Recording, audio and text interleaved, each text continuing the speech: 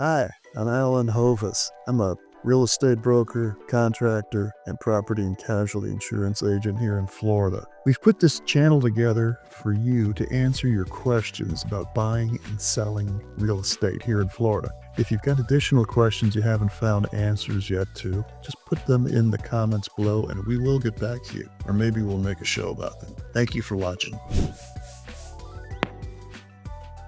Okay. Today we're talking about the FEMA 50% rule. This can get complicated, so I'll try to break it down for you so it's understandable and how it can affect you in different situations you may face when purchasing a property here in Florida. Also known as the substantial improvement or substantial damage rule, it can significantly impact a property located in a flood-prone area or flood zone. If you are looking at a waterfront property, you absolutely need to understand this regulation. In the most succinct explanation, it states if the cost to improve or repair a damaged structure exceeds 50% of the market value of the structure before the damage occurred or improvements began, then the entire structure must be brought into full compliance with current floodplain management regulations and building code requirements. So here are the pertinent questions.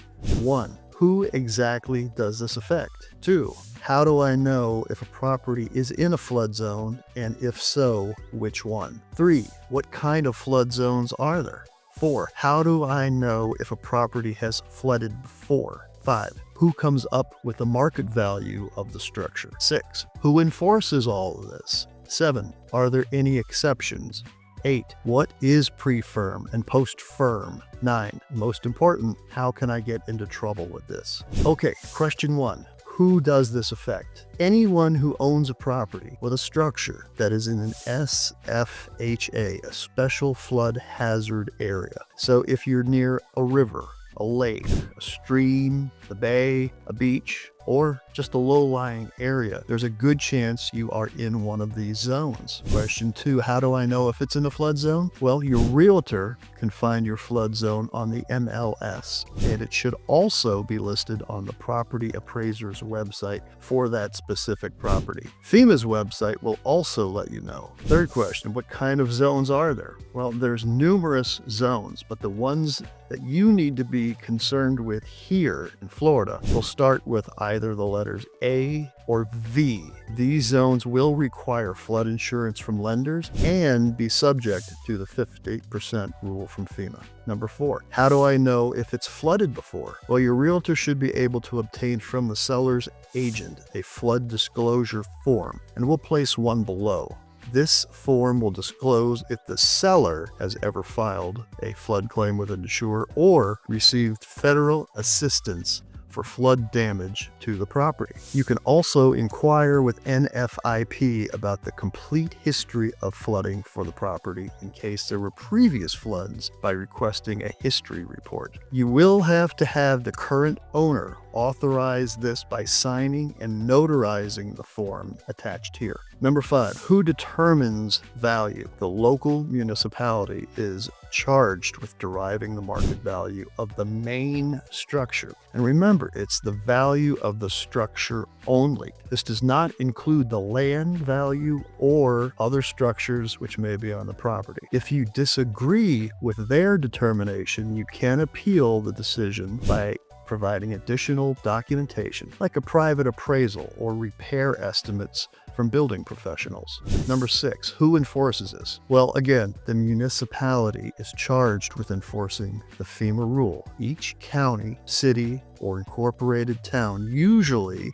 has a flood department within their building department. You should contact them about any property that you are serious about. Find out how they enforce this rule, because they do not have to go to the full 50% of value. Let me say that again. They do not have to go all the way to 50% of the value. They are granted some leeway. Number 7, are there exceptions? Well, yes, there are, including accessibility improvements for people with disabilities, repairs required to correct code violations unrelated to flood protection, And historic structures may be subject to alternative standards to preserve their character. Consult the local flood department to see if you qualify. Number 8, what is pre-FERM and post-FERM? FERM is an acronym for Flood Insurance Rate Map. Our local maps here were instituted in 1974, but that will vary by location. This means structures permitted in or prior to 1974 were not required to build above the base flood elevation level. Permits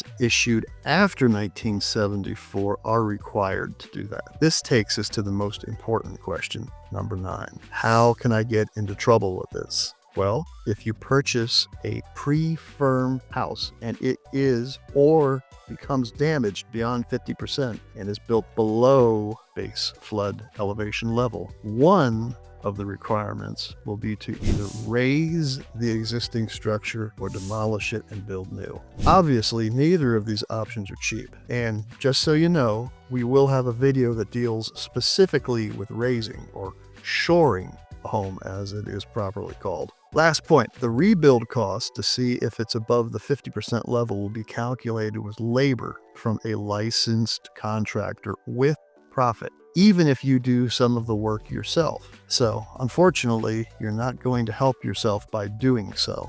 At least not in the 50% calculation. You're not prohibited from doing it, so you can still save on the cost. Hopefully the content in today's video has helped you answer some questions. If so, please like and subscribe. It helps us keep the channel going and answering all of your questions. Now, I work in the Sarasota-Bradenton market, but we have referrals for agents all over the state of Florida. My contact information is below and in my website, alanhovis.com. And if you are a Florida real estate agent, please contact us if you'd like to be on our referral list. That's it for now. We'll see you in the next video.